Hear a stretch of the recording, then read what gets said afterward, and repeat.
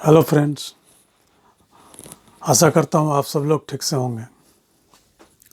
मैं सीएमए राकेश कुमार सिन्हा आप लोगों के बीच फिर से एक बार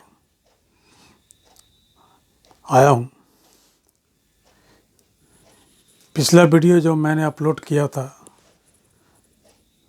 बहुत सारे लोगों ने उस वीडियो को देखा और लाइक किया, उस पर अपना कमेंट्स भी दिया। मैंने सोचा कि क्यों ना एक उसी वीडियो को के संदर्भ में आगे कुछ वीडियोस और अपलोड करूं और आप लोगों के बीच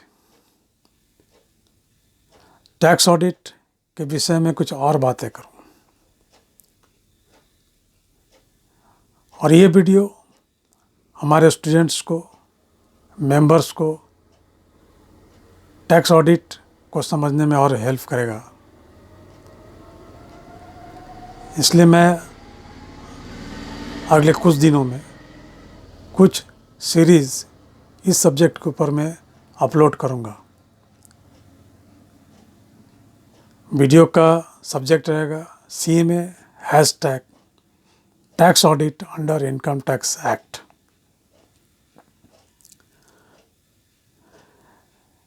ये आम धारणा है हमारे समाज में और कुछ चार्टर्ड अकाउंटेंट्स के द्वारा ये बोला भी जाता है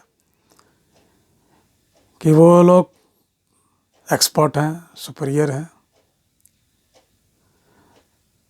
आपने सुना ही एक सीए ने कहा कि कॉस्ट अकाउंटेंट या कंपनी सेक्रेटरी टैक्स ऑडिट करने में के लिए कॉम्पिटेंट नहीं है। कुछ सीए लोग बोलते हैं कि हम लोग कॉस्ट अकाउंटेंट, होम्योपैथ डॉक्टर हैं, कुछ बोलते हैं आयुर्वेद डॉक्टर हैं। यानी ये उनका अपना सोच है, हम लोगों को उस पर नहीं बोलना है। और मेरा ये मकसद कतई नहीं है इस वीडियो को बनाने का कि मैं चार्टर्ड अकाउंटेंट प्रोफेशन को विरोध कर रहा हूँ या उन्हें डाउन स्ट्रेंथ दिखाने की कोशिश कर रहा हूँ। ये कभी नहीं, ये ऐसा बिल्कुल नहीं।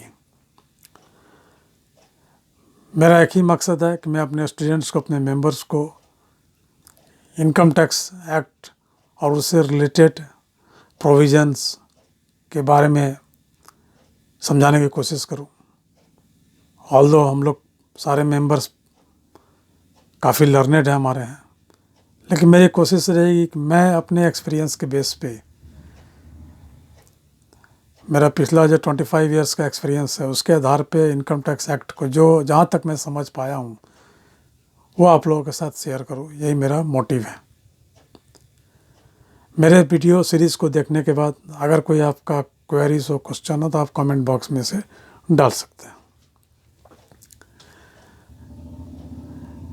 चूँकि ये वीडियो यूट्यूब पे है और कॉमन जनरल पब्लिक के बीच में भी है, इसलिए मैं अपने प्रोफेशन के बारे में कुछ बताते हुए इस सीरीज़ को स्टार्ट करूँगा। तो दोस्तों, कॉस्ट अकाउंटिंग प्रोफेशन बहुत पुराना है। 1919 में इस प्रोफेशन की शुरुआत की गई थी। पहला इंस्टीट्यूट इसका लंदन यूके में आया था। उसके बाद 1944 में एक प्राइवेट कंपनी कलकत्ता में फॉर्म हुआ था जो कॉस्ट अकाउंटिंग के बारे में पढ़ाते थे। After second world war cost accounting profession का और ज़रूरत पड़ा, इसके इम्पोर्टेंस को समझा गया। ऑल ओवर वर्ल्ड में कॉस्ट अकाउंटेंट की डिमांड बढ़ी। आज़ादी के बाद हमारे देश में 1949 में चार्टर्ड इंस्टीट्यूट का गठन किया गया।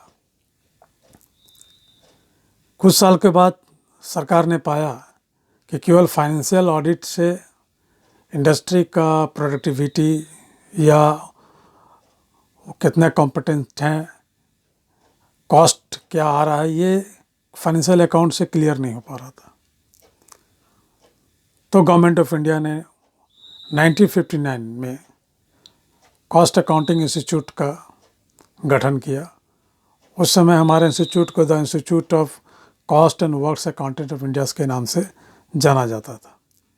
आज के तारीख में हमारे इंस्टीट्यूट का नाम चेंज हो गया, हमारे इंस्टीट्यूट का नाम रखा गया है the institute of cost accountants of India. उसी तरह कॉरपोरेट एक्ट में और ट्रांसपेरेंसी लाने के लिए the institute of company secretary का गठन 1980 में किया गया। इस तरीके से तीनों ही इंस्टीट्यूट गवर्नमेंट ऑफ इंडिया का एक ऑटोनोमस बॉडी है। The institute of chartered accountants of India, the institute of cost accountants of India, the institute of company secretaries of India. जैसा मैंने अपने पिछले वीडियो में बताया था कि चार्टर्ड इंस्टीट्यूट और कॉस्ट इंस्टीट्यूट दोनों का ही सिलेबस सेम है और दोनों में ही रिजल्ट जो आता है उसका परसेंटेज भी लगभग सेम है। पासिंग आउट स्टूडेंट्स का परसेंटेज 3 से 4% के बीच में रहता है। इसलिए चार्टर्ड इंस्टीट्यूट या कॉस्ट इंस्टीट्यूट के स्टूडेंट को क्वालिफाई करना बहुत ही टफ है और काफ़ी कड़ी मेहनत के बाद लोग चार्टर्ड अकाउंटेंट और कॉस्ट अकाउंटेंट या कंपनी सेक्रेटरी बनते हैं। तो मैं इसको और इलोबरेट करने के लिए आम पब्लिक भी तीनों इंस्टीट्यूट को समझे और हमारी इम्पोर्टेंट इंडस्ट्री, इकोनॉमी, आम पब्लिक के लिए क्या है वो लोग जान पाए।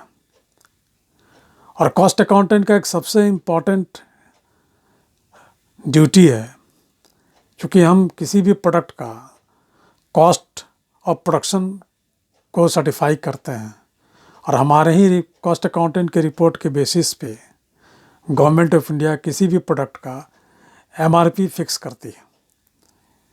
इसलिए कॉस्ट अकाउंटेंट सोसाइटी के लिए बहुत ही इम्पोर्टेंट है और मेरे ऑडिट के बेसिस पे, कॉस्ट ऑडिट के बेसिस पे ही